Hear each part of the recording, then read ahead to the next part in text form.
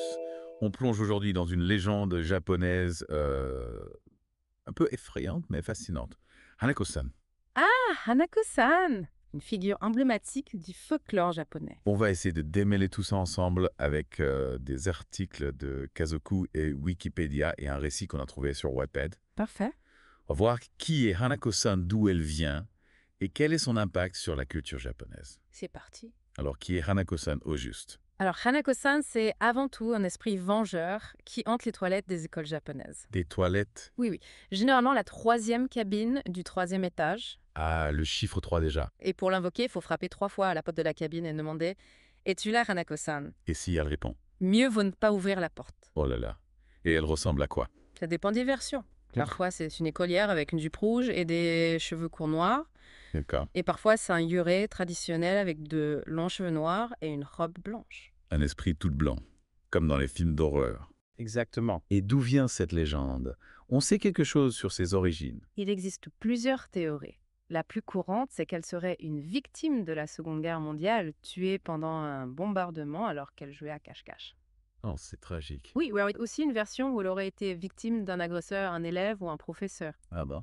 Et enfin, il y a la théorie du suicide, peut-être à cause de la pression scolaire. C'est terrible. Mais pourquoi autant de versions différentes? Ce manque d'origine claire ajoute au mystère de la légende et permet aux gens de l'adapter à leur propre peur. C'est vrai.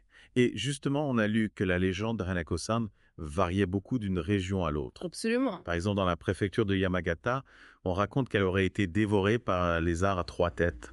Ah oui, le fameux lézard à 3 têtes. C'est une variation fascinante. Et à Iwate, ce sont de grandes mains blanches qui sortent de la cabine. Oui, et à Kanagawa, c'est une main ensanglantée qui essaye de vous attraper. Aïe, ça donne froid dans le dos. Mais pourquoi cette différence? Ces variations régionales reflètent les peurs et les angoisses locales.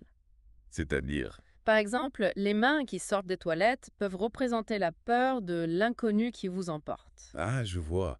C'est une métaphore. Exactement. Et le lézard à 3 têtes peut être lié à des créatures mythologiques de la région de Yamagata. Donc chaque région a sa propre interprétation de la légende en fonction de ses croyances et de son histoire. Et ça. C'est incroyable. Une simple histoire de fantôme qui en dit long sur la culture japonaise. C'est ça qui est fascinant avec les légendes urbaines. On a vraiment l'impression de plonger dans les profondeurs de la culture japonaise avec Hanako-san. Exactement. Et on se retrouve pour la suite de notre exploration de Hanako-san. Alors on a vu qui elle était, d'où elle venait, enfin, peut-être pas exactement d'où elle venait, Oui, le mystère reste entier. mais on a vu aussi que sa légende changeait beaucoup d'une région à l'autre du Japon. Exactement. C'est ce qui rend cette histoire si fascinante. Mais elle n'est pas seulement populaire au Japon. On la retrouve aussi dans la culture populaire. Ah oui, Hanako-san est partout. Dans les mangas, les animés, les films d'horreur. Vraiment partout. Oui, elle est devenue une véritable icône de la pop culture japonaise.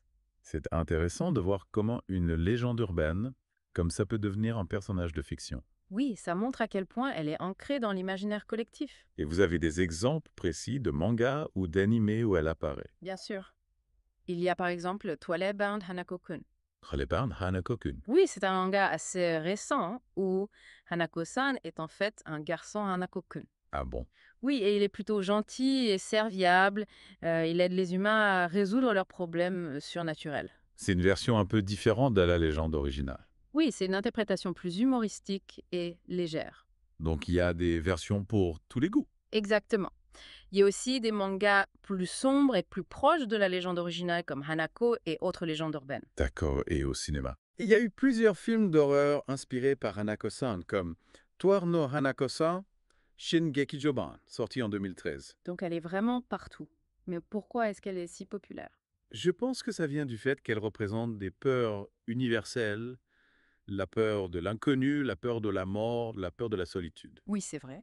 Et puis elle hante les toilettes qui sont un lieu un peu particulier. Pourquoi particulier? Eh bien, c'est un lieu intime, un lieu où on est seul et vulnérable. Ah oui, je vois. Et puis au Japon, les toilettes sont souvent associées à des esprits et des yokai.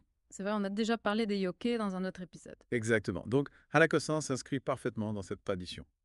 Et puis on a lu que sa légende avait connu un pic de popularité dans les années 1980. Oui, c'est une période où le Japon était en pleine mutation économique et sociale. Et ça a eu un impact sur la légende. Peut-être. La pression scolaire était très forte à l'époque et la peur de l'échec était omniprésente. Donc Hanako-san pouvait représenter ses angoisses. C'est possible. On peut la voir comme une métaphore des pressions que subissaient les jeunes à cette époque.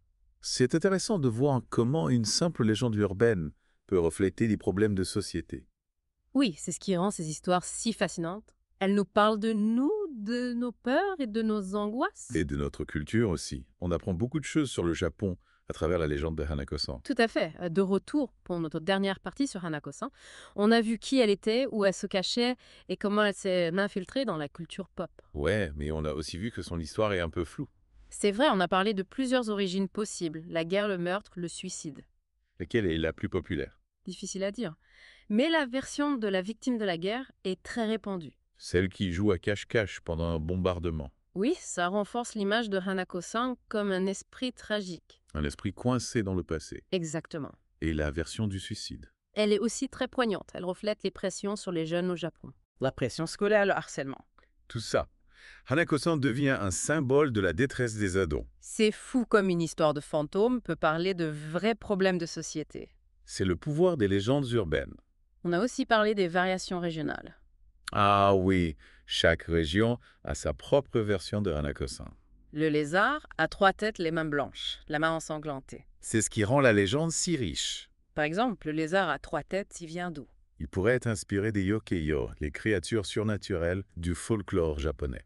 Donc chaque région adapte la légende à ses propres croyances. Exactement. Mais au-delà des différences, il y a des points communs, non? Oui, bien sûr. Le chiffre 3 est toujours là, la troisième cabine, le troisième étage, les 3 coups. Et la question rituelle, es-tu là, Hanako-san? C'est la clé pour entrer en contact avec elle. Mais attention à ne pas ouvrir la porte si elle répond. C'est la règle d'or. On dirait qu'on franchit une limite, un seuil interdit. C'est ça. On entre dans le monde des esprits. Au fond, Hanako-san, elle représente quoi?